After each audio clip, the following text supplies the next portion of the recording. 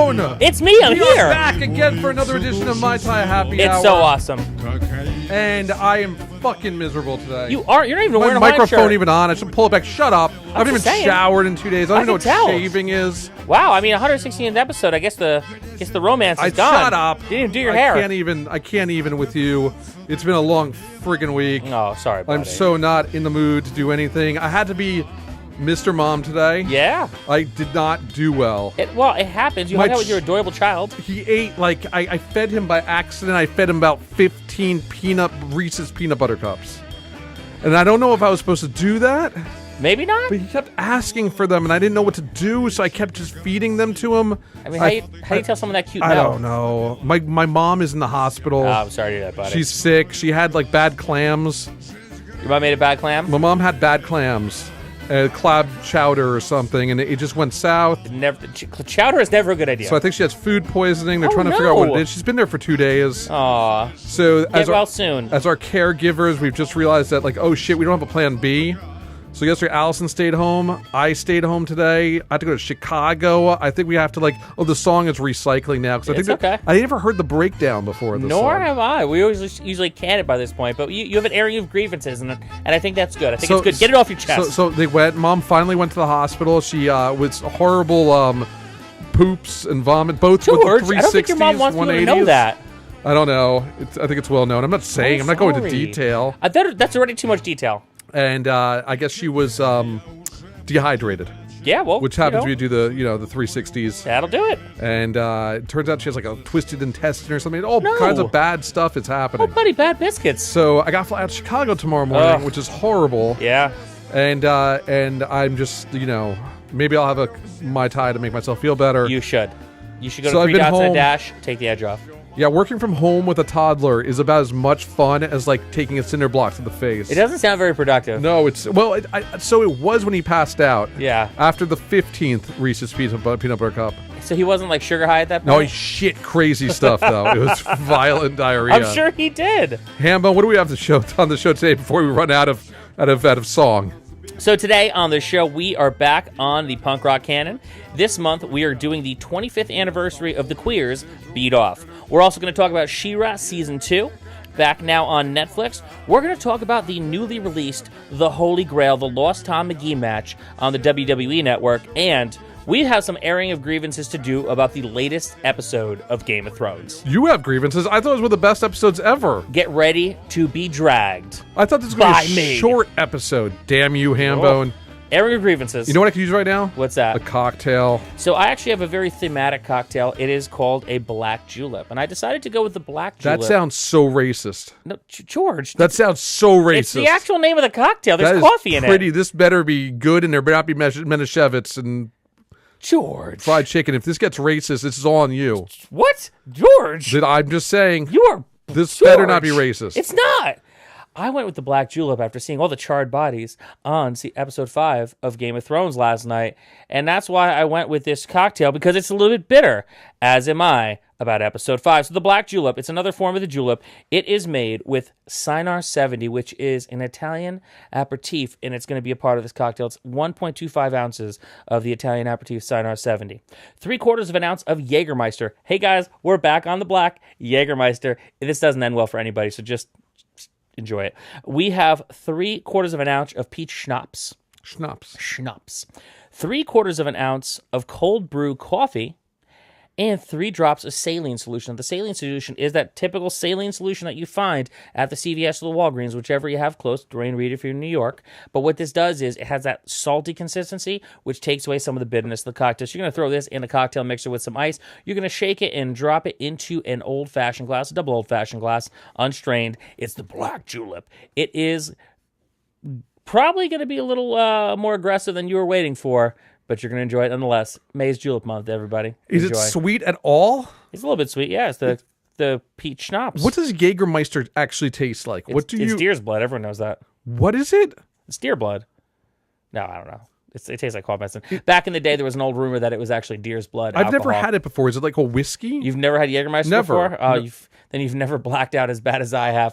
Jägermeister it tastes like cough syrup. It has the consistency of cough syrup, and you cannot drink Jägermeister warm. Jägermeister is the type of alcohol that you absolutely have to drink like almost frozen. In fact, Jägermeister back in the day used to put dispensers in bars to serve the perfectly chilled Jägermeister shot. Jägermeister is a bad idea in a bottle. But yet I put it in this cocktail because funsies. So today we're going to talk about the Queers. We are. I don't know why I put this on the docket, but I figured we needed to have a more modern band, even though they were formed in 1981. Yeah. And I found that out after researching them for 5 seconds. Yeah. And they've been around for a very long time. They have been around a very long time. The Queers, went for a shocking name. They did go for a shot, especially in the 80s. Don't think anyone in the band's queer. No. Or gay or homosexual or whatever not slur word I'm trying to use here. You're really struggling tonight. Hey, you're the one with the black julep. Julep, Julep. It's a take on the Kentucky Derby Classic. Anyway, the Queers, formed by Joe Queer and Wimpy and a bunch of other dudes. Joe Queer is actually not the original singer. No, he's not. There was who was it? Was the lead singer Wimpy? Who the hell was the lead singer originally? Well, the only singer that really counts in the Queers is Joe Queer. So that's not true. There was my favorite Queer song is actually with the original singer. So they had a thing like Black Flag did, where they had like one other album of compilation of stuff sung by the other singer, who I do feel like it is Wimpy. Is Wimpy the right word? Might be Wimpy. So I think we should call up Sal Lucci. You think Sal Lucci's going to pick up? I haven't talked to Sal Lucci in about, I don't know, ages. There's a very good chance he won't pick up, but do I give a shit today? No, not at all. So let's try this and see how it goes. This may be another airing of grievances. We will wish him happy birthday so he feels like it's important, and then we'll tell him that he's on the air. He might answer. I don't know where the hell he lives nowadays. Indiana. No, I think it's in Austin. Oh, you're right. He did move. He might be. There's a very good chance this isn't his phone number anymore. Hi, you've reached Sal Lucci. Sal Lucci is actually not answering his phone, which makes sense considering I haven't spoken to him in years. Please record your voice I'll message. leave a voicemail. When you are finished recording, you may hang up or press pound for I have a more plan B. options. Hey, Sal Lucci, it is George and Hambone. We are talking about the Queers, and we need an expert on the Queers because we know nothing about the Queers. Please return this call within the next 45 minutes. This message will self-destruct. So, the Queers, when did you discover the Queers? I discovered the Queers in the early 90s when I discovered literally every other Lookout band that came through town. The Queers, the Parasites, the Smugglers, everyone and their mother, the Mr. T Experience, everyone was coming through at the same time, and they all pretty much sounded exactly the same. Exactly the same. Exactly. Did you say Screeching Weasel? I did not say Screeching Weasel. Yeah, they sounded like them too. Yeah. They all sounded exactly the same. In fact, it's funny that you mentioned that because Got Beat Up, the album we're going to talk about tonight, actually has a song on it called Ben Weasel, which is interesting because I actually liked the Queers better when it was just called Screeching Weasel because the Queers suck. I don't like Screeching Weasel. Really? I think I like more songs by the Queers than Screeching Weasel. We're going to try one more person. I don't care if it's bad radio, Hambone. That's fine. You're going to suck it up and you're going to come up with better conversation while we're waiting for someone to not answer the phone. Well, George, I will tell you, whoever's going to answer that phone or not answer the phone is going to be kind of shocked when they're put on the spot to talk about the Queers of all bands. Do you realize that when they call back... we're probably going to talk about She-Ra. But that's what they will be forced to talk about. We'll have to talk about it, yeah. Because that's how we do this show. Yeah. We are the real deal, We are the Holyfield. real deal. We do it in real time. Do you know where the name Handbone came from? We've told this story like 14 times already on this show. I've made up variations of it. I'm sure you have. I've tried so hard to come up with like alternative realities. Please leave your message for 646. Oh, Sal Lucci's dialing in. Do it. So let's. Hey, Sal Lucci, it is George and Hambone. How are you? Hello, George and Hambone. How the two of you doing? We are on the air on Mai Tai Happy Hour, our weekly TV show slash radio show. We are doing the Queers in the Punk Rock Canon. Punk Rock Canon's our monthly segment where we pick one punk rock album, determine whether it's the greatest punk rock album of all time. And this week we picked the Queers and realized very quickly that we don't give a shit about the Queers and can't even name an album to put in the Punk Rock Canon. So I started scratching my head. Who could possibly know about the Queers? And Sal Lucci, you were the one we picked, so we've called you up. How are you doing? Happy birthday, sir. Happy birthday. Oh, thank you. My birthday's not till July, but I'll take the early birthday wishes, and it's good to hear from you guys. You didn't know his birthday, right? We are close enough. So, Sal, can you tell us a little bit about the Queers and why they are important to the world of punk rock? Okay. Well, I'm going to start off with a qualifier. With these days, I think Joe Queer is kind of moved a little bit right, so I don't really follow him anymore. And he's kind of ruining some of his older music for me, kind of like crazy ass Ben Weasel. But hey, I don't want to malign all these people. But I don't know, the Queers were good and catchy, pop punk band, but not like too poppy. They were kind of combined the Ramones and the Angry Samoans, two bands I love both. They were silly, they were irreverent, they wrote catchy songs. Sometimes they use bad words that I don't use anymore. It's hard for me to talk about some of that stuff because I try to get, better myself. But I will always have a place in my heart for them. I think it's the band I've seen the most out of any bands, and off the top of my head, I'd say I would have seen them live 16 times. And why I remember that, I don't know. So you are definitely a quintessential Queers expert, Sal. Sal, did you find Jesus? Is there a reason why you don't swear anymore? It's okay if you did. No. No, they have a song called Love Songs for the Retarded, and I try not to use the retarded word because it's a bad word. Yeah, they use the R word a lot. Yeah, I don't, I've working with developmentally disabled people in my adult career, I've realized I don't like to say that word anymore because it's mean, it's bad. So, but if I can call it just love songs, that's a really good album. So I really enjoy that. If you could pick one song, one album to put in the punk rock canon from the Queers, which one would it be and why, Sal? Probably Love Songs. It's the first one I heard of theirs. It's, I think, top to bottom, like their most solid album. It has the most perfect combination of the Ramones and the Angry Samoans, like I said before, and the Beach Boys. There's lots of Beach Boys-esque harmonies in there, so I think that was really the top. After that, they did some stuff that was, not fully comparable. Songs I liked, but not a whole album such as that. So I will say this, Love Songs was the first Queers album I ever bought. I believe I still have it. I got it from Let It Rock back in the day. It has the greatest 1-2 punch of You're Tripping and Ursula Finally Has Tits. The greatest 1-2 punch ever. Possibly only as good as Weston's first two songs of their first album, which I'm blanking on right now. Just Like Kurt and the other song. And to Faffy. No. It's a different song. Help me. Come on. I have that. I have that record, too. I'm going to go, while I'm talking to you, I'm going to look at my record collection at that Weston album just to see that because now I'm wondering, too. But I still have that Weston album, and I didn't send it. Okay, so Love Songs is the second studio album by the Queers, released in 1993 on Lookout Records. Lookout Records, notorious for being home to all these bands that we mentioned before. That was basically what defined their sound. Little Mile. Little Mile. Yeah, those, come on, that's a great 1-2 punch for Weston. Yeah, that is Little Mile. Yeah, there it is. But in the Queers case, this was an album created many moons after. They were formed in 81. I think it's nuts what they were doing for that many years. I have no idea. Probably just drinking a lot, smoking a lot of weed. I think they broke up in the meat. Like, I think they started very early on. They broke up for a while as Joe Queer owned like a diner or restaurant, and I believe he battled some substance abuse. But then got back, the band back together, so to speak. I think he continued to experience some substance abuse subsequent. Whether he continues to be clean and sober to this day, I don't know. Yeah, so I'm going to give it. So let's switch gears. Let's do this album because this album actually has "Fuck the World." It has "I Hate Everything." It has "Feeling Groovy." God, those two songs together. Oh my God! Yes. "Noodle Brain," "Night of the Livid Queers," "Granola Head." My favorite, "Monster Zero." Yeah. This is a really good album. I think, Sal, you're correct. I think this is definitely more Ramones based than Beach Boys. I think the album that we're talking about before that came out in the late mid 1994. That one was more of their where they were trying a little too hard to be the Beach Boys. Yeah, Beat Off. There's Beat Off right after Love Songs, and then there's I'm looking through my collection. There's the Rocket to Russia cover album. There's a live album. Then we've got Queers Move Back Home, which I really like, but the production's shitty on there. Oh, it's a garbage sounding album. It's not as good, but I think it's a pretty good album now. So I will say this is my favorite Queers album. If I have to put it down, this is my favorite Queers album. Yeah. My favorite Queers song, however, is "Kicked Out of the Webelos" with their original singer.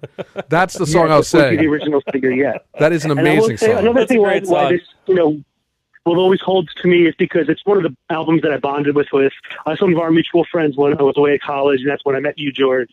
All those guys, and some of them I talk to, some of them I don't talk to, for better or worse. I love them all, miss them all when I don't see them. But yeah, it was one of our albums that we bonded on. So I have lots of fond memories for Love Songs.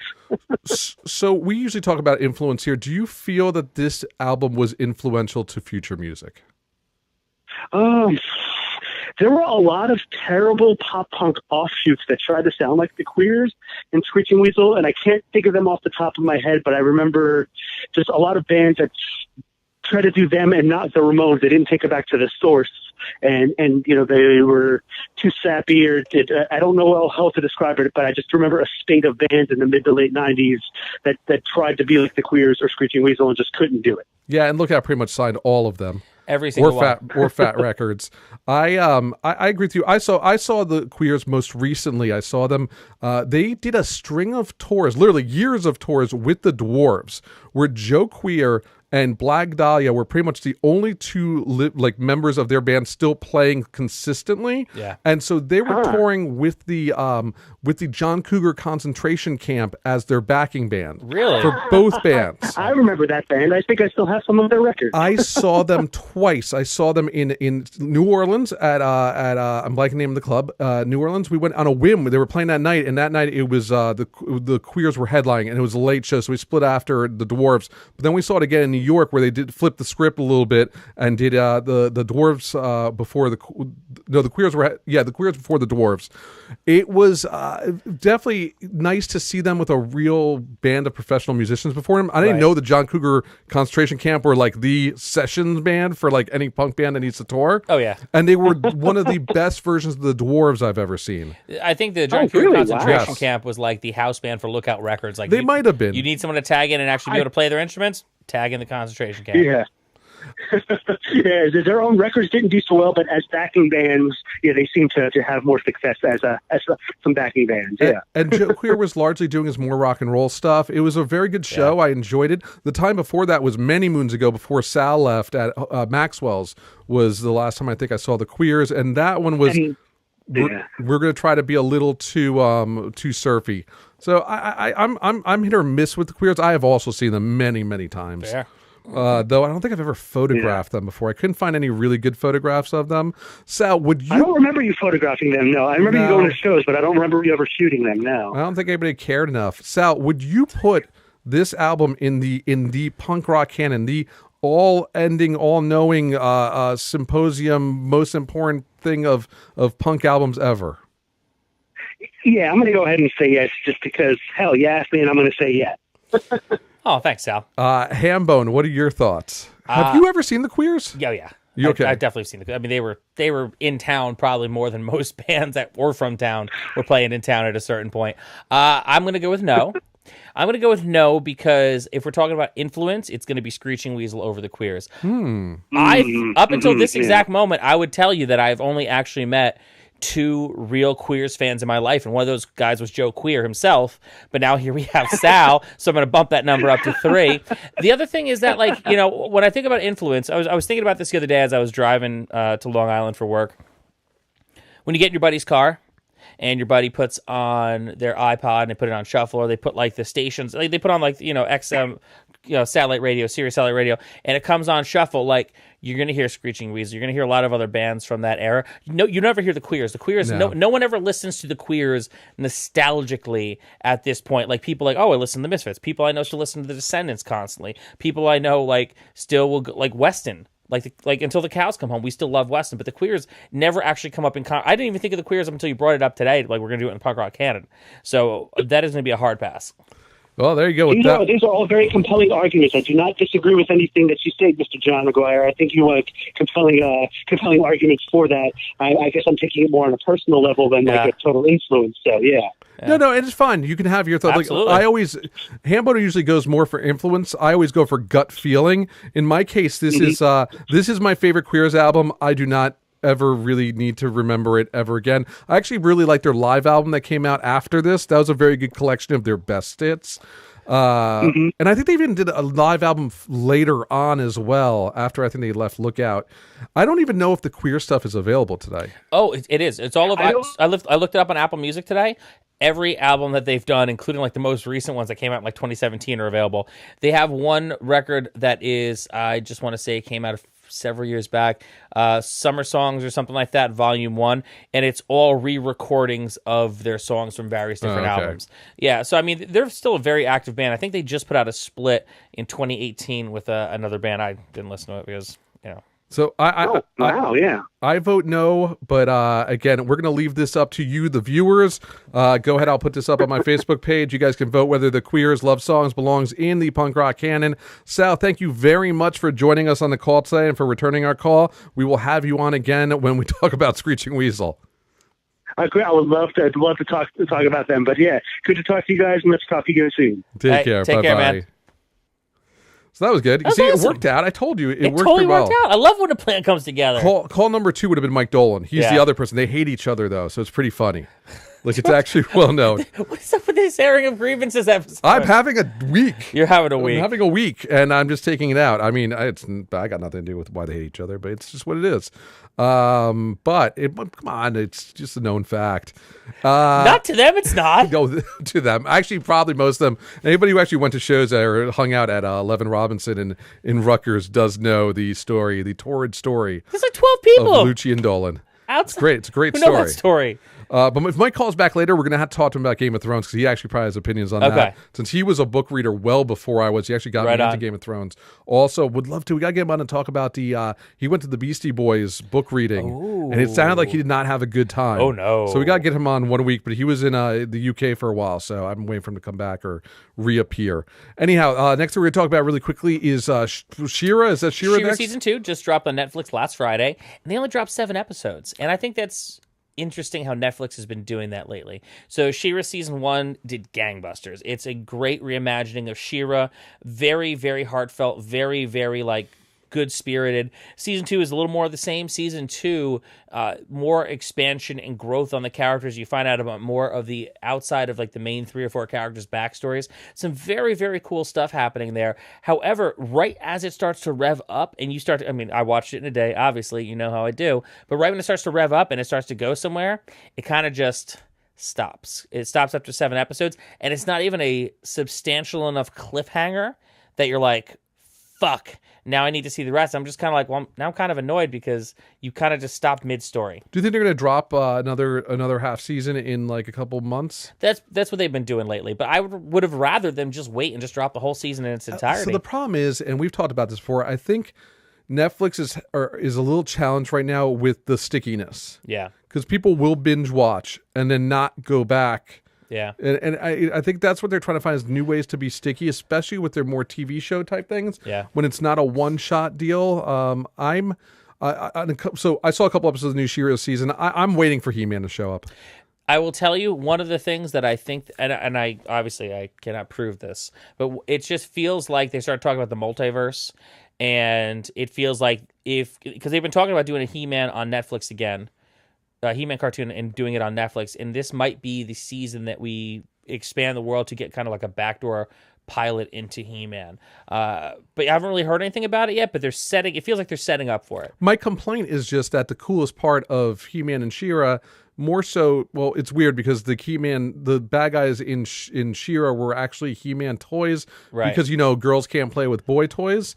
But I always found the bad guys to be the coolest part. Yeah. And in this case, the She-Ra, they have Hordak, but for the most part, it's just generico bad guys. Yeah, it's generico bad guys. And I need the cool bad guys because they're as cool as the good guys. Well, I want to see Leech, I want to see Grizzlor. Yes. Mantana. Yeah, I remember that shit. That's my complaint. It's almost the same reason. We've been recently rewatching with Gabe the G.I. Joe Renegades. Yep. And the problem with that was I loved it, and they had most of the guys we loved, but the bad guys Cobra was largely generic, and the vehicles were super generic.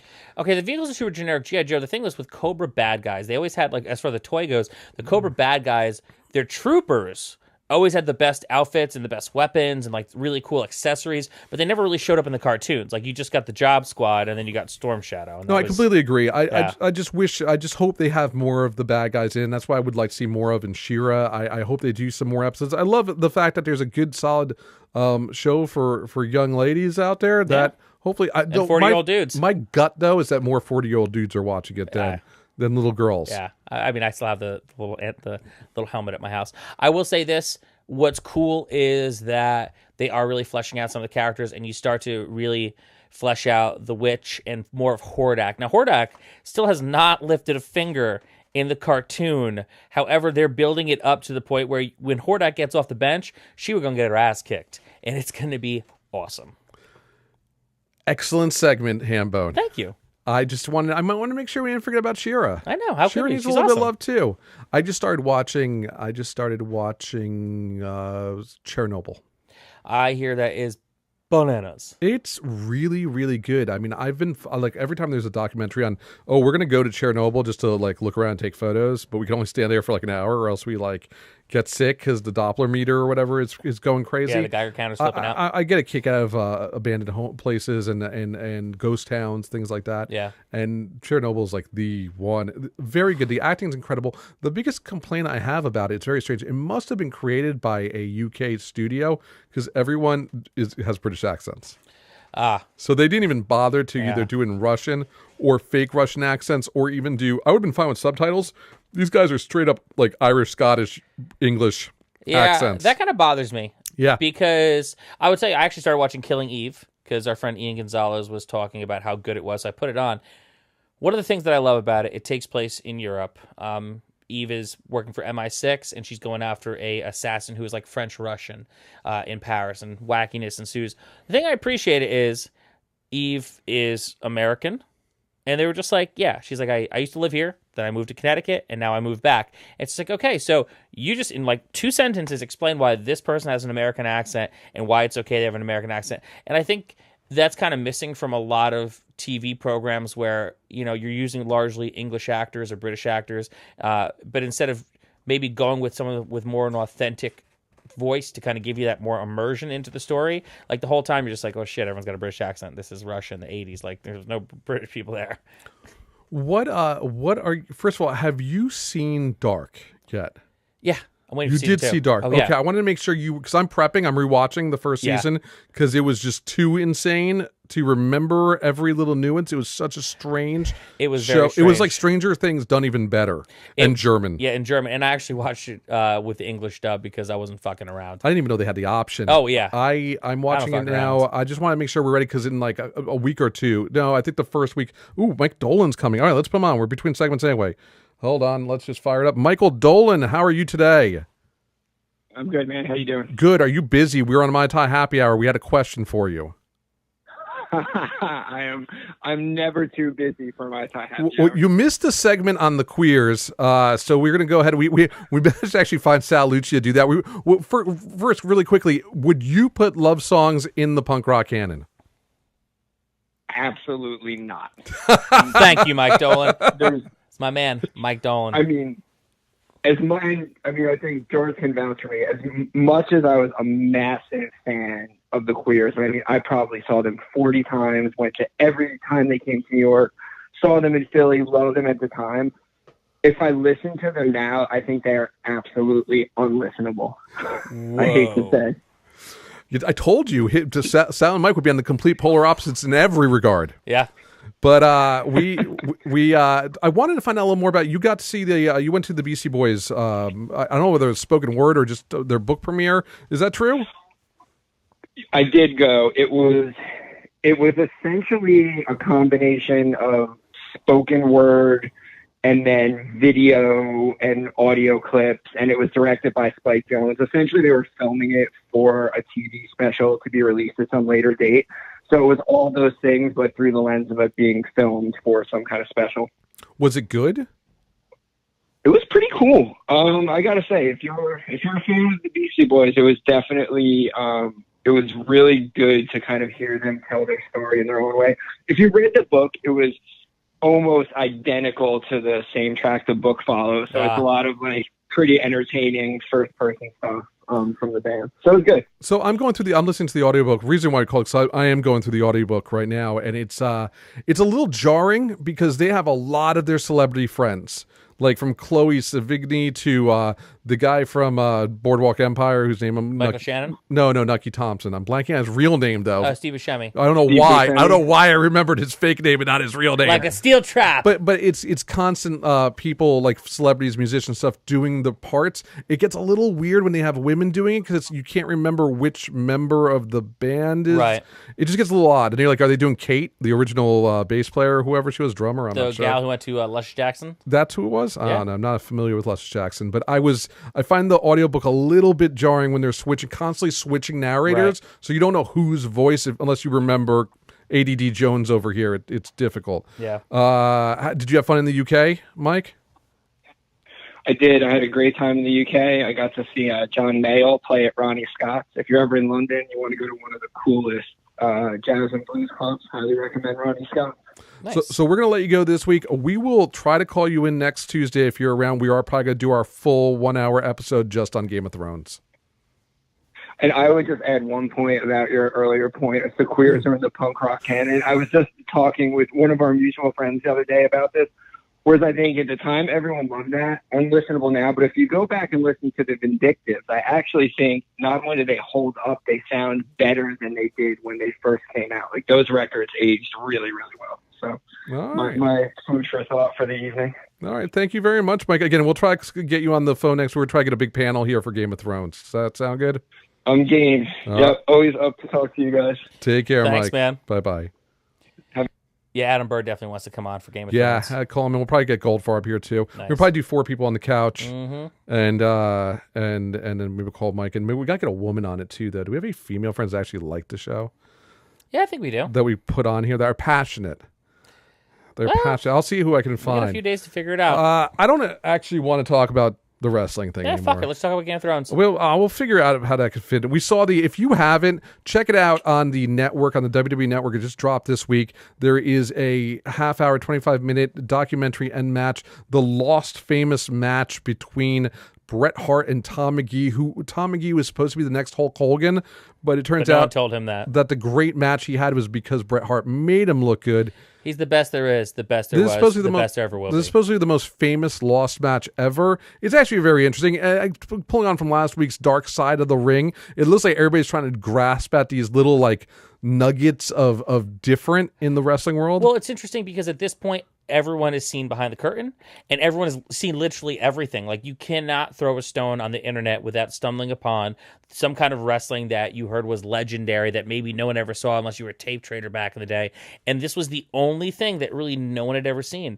And of course, WWE with their production. Giancarlo D'Amato, who was the guy who was doing all the GCW vignettes, now works for the WWE, did a fantastic job putting this thing together on pretty much short notice because they were just talking about it like 3 weeks ago and it aired yesterday. I think next week's Game of Thrones. I guess we're not doing an AEW episode because next week's Game of Thrones. I think we need a whole hour for Game of Thrones. I think we do. Maybe we'll talk after the fact about AEW because they're now going to be a real, possibly tonight, they're announcing that they're a real network show. So we'll see what happens with that. Check out the Tom McGee, I think it's called The Holy Grail. It's called The Holy really Grail. Interesting. I guess there really isn't too much we can talk about other than it's very cool, and they clearly ripped off a StarCast who's going to do a big thing on it. Yeah, and we will definitely talk about AEW, the new wrestling federation that's launching to go up against WWE very soon. I think that deserves a segment. But right now, we really need to talk Game of Thrones this episode.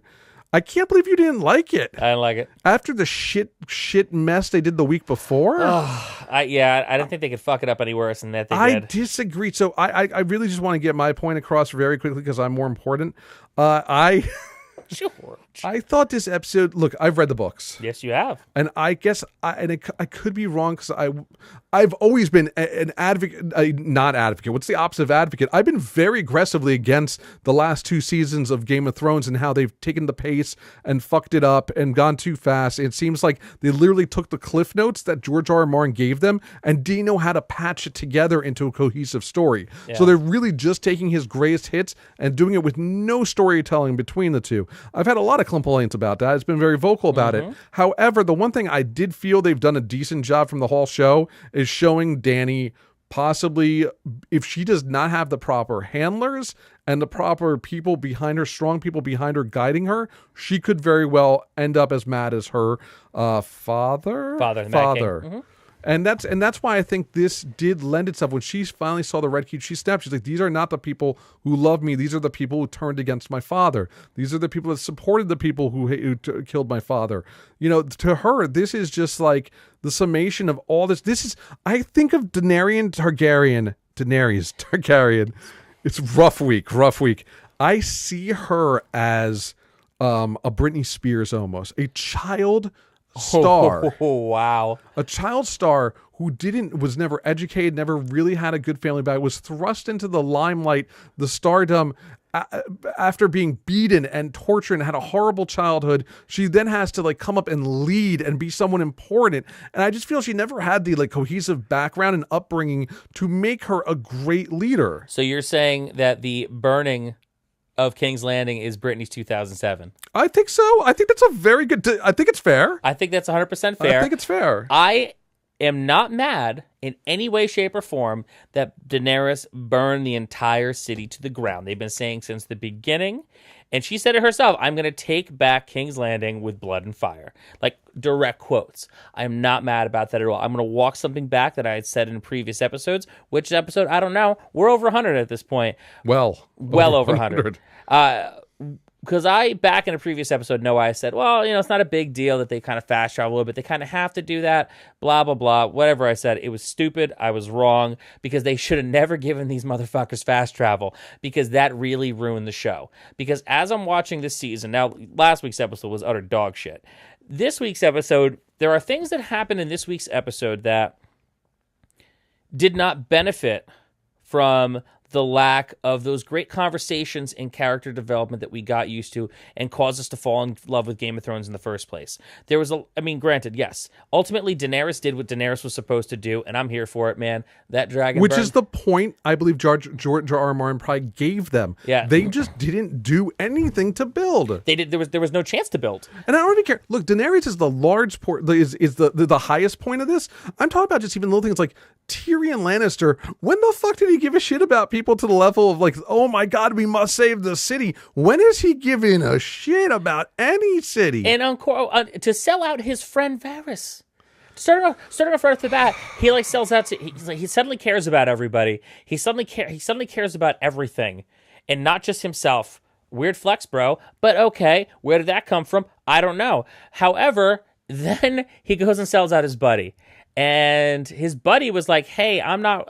granted, all his talk about needing a cock to be king was bullshit. Nonetheless, the writers of the show hate women. That's neither here nor there. I disagree. I would argue that. But anyway, like, it's just... He sold out his buddy. To be fair, I think George R. R. Martin might hate women more than the writers. It's a little column. They are following the storyline given to them. Either way, big change with that. Okay, cool. Out of nowhere. So then you have Jamie. I hit the button, and then I hit that button, and I hit that button again. I don't know why I keep hitting the button. So Jamie Lannister. Fuck on me. Jamie Lannister know how to put the fuck on me. So Jamie Lannister, another one, because granted there was no redeeming him. He like raped his sister, he pushed a kid out of a window, the whole nine. He's a bad person. Nonetheless, his character was going somewhere. He's like, no, I'm going to go back and be with my sister.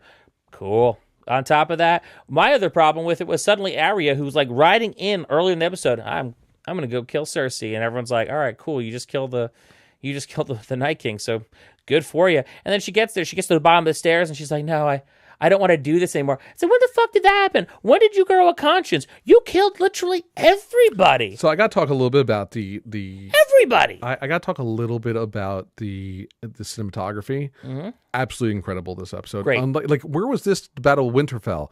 Like you can see everything. Did it strike you at all that Arya looked just like her father? Yes. Like exactly the same hair, the same. Now, she looked a little more like the young Eddard Stark that they showed 2 seasons ago, but she also looked a lot like her dad. It was very amazing.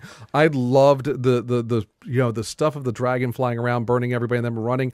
I was blown away by the behold a pale horse, the horse right there. That was cool. That was definitely awesome. Cool. That was awesome. I understand why, like, she listened to the Mountain. I actually liked her in the Mountain discuss. I thought it was better than fucking Brianna Tarf, the strongest knight in the world, just like wimping out because her love of her life was leaving her. I would have broke his dick off. That was way worse than Arya in the Mountain, other than the Hound. And the Hound in the Mountain's battle sequence was pretty fucking awesome. No, it wasn't. You didn't like that? No, I didn't. Why? Because I was waiting for a hoss fight. I was waiting for a Highlander level motherfucking brawl for all. And you get parts of it, and they keep pulling away. But the mountain is a fucking zombie. No, that's fine, though. It's fine. There should have been a straight... You couldn't get emotionally invested in the battle because they kept pulling away. And then they come back, it's like, couple hits, and then they pull away. Then a couple hits. Like, by the time he pushed them through the wall into the fire, which was awesome, I kind of didn't care because I was deprived my Highlander-level Hoss fight. You wanted a They Live back alley Yes! brawl. They built it up to be a They Live back alley brawl, and they did not deliver on that. I think they did. I think you're overdoing it a little bit. I am certainly not. I'm a little bothered by the fact that dragons, as powerful as their fire could be, just blowing through like buildings, Okay. like it's. I enjoyed watching the city burn, but that was a Godzilla atomic Exactly. breath level shit. Like literally slicing the walls of the castle like it was a sliced turkey in a deli. Yeah. Like what the fuck?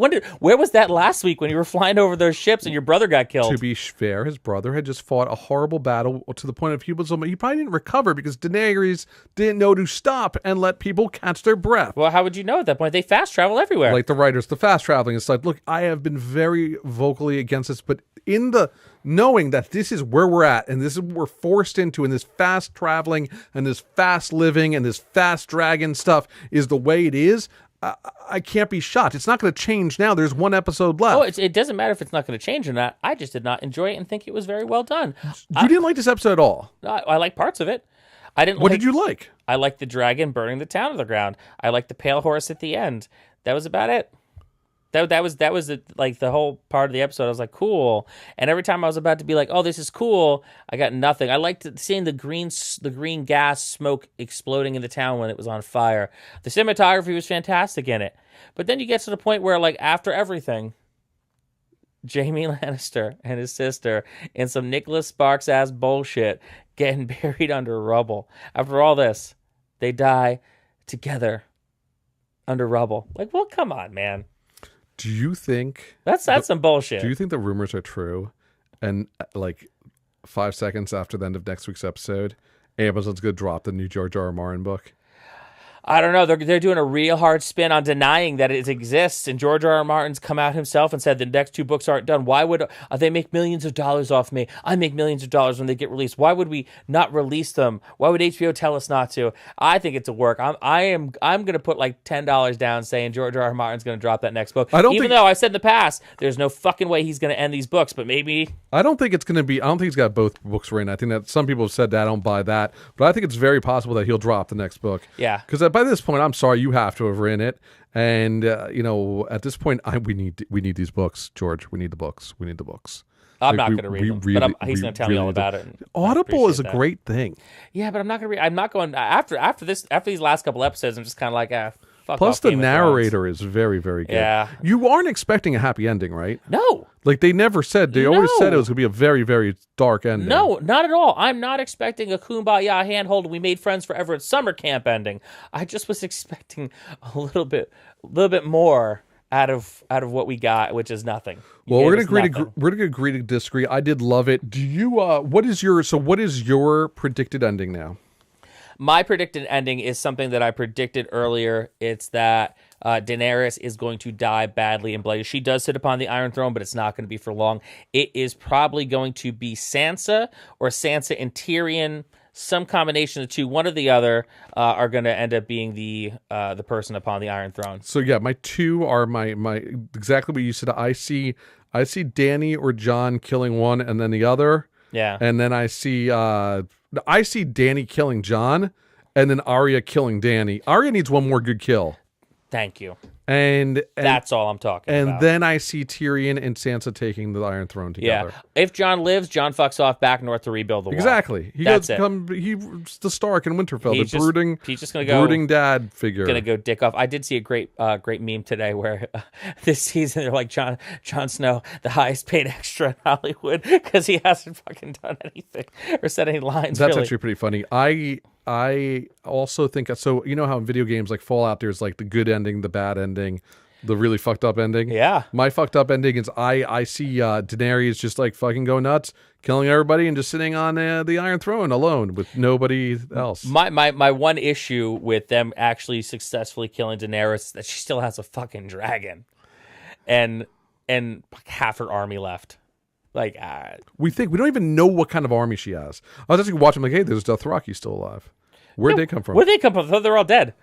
I don't know. Again, I thought this episode was significantly better than the week before. I enjoyed it. I have been beaten down so much that I'm just taking it any way I can, and I thought this was fine, knowing what I'm in for. I expect the final episode to be fine. George, finish the books. Finish the books is all we have. This is our canon. Finish the fucking books. It'd be pretty intense, though, if he drops a book on Amazon the day after the show ends. I'm so waiting for it. Hambone, how can the kids reach you? You can find me on Twitter at Hambreaker. I tweet about professional wrestling, Dungeons & Dragons, and cute animals. I've been seeing some real winners lately. Really excited about that. You can also find me on Instagram, where I do most of my social media, at John Hambone McGuire. It's pictures of the podcasts I produce and the adventures I go on, which are more now, because it's spring and I'm leaving the house. I do not believe this. He does not have my John Wick ticket yet. It's not out yet. It comes out this weekend. I thought it came out last weekend, but yes, it's coming out this weekend, and we're going to go see John Wick. Oh, we better. Though I guess we can't. It doesn't matter because next week's Game of Thrones. So the week after, we have to see. By then, we have to 2 see weeks John to Wick. see John Wick, and I need to see Detective Pikachu as well. Do you have Pikachu? Okay, all right. I love it. It looks adorable. It looks adorable. adorable. I like cute got little good reviews things. too. Okay, you can reach me at GLK Creative on Instagram and on Twitter, where I'm posting all my favorite punk rock photos from many years and tweeting about phones. You know, we launched the Samsung Galaxy S10 5G on Thursday. I'm going to be in Chicago. Woo! Yes. Come find me if you're there. I'll be at the flagship show store all day.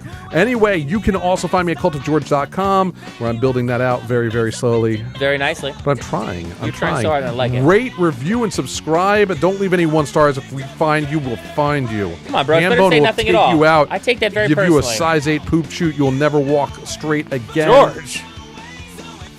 I don't know. I just Yeah, felt like it's saying been it. a It's one of those days. I've got a hemorrhoid, by the way. Did I tell you about my hemorrhoid? No! It's weird. It's bloody. Oh, strange. George. It's bright. It's bright and bloody. I don't know what to do. I've been standing at work. Anyway, Hambone, rate, review, and survive. Rate, review, and subscribe. Hambone, I might dress up next week. Fuck it. Why not? Take us out, Hambone. Everybody remember. Be nice. Aloha.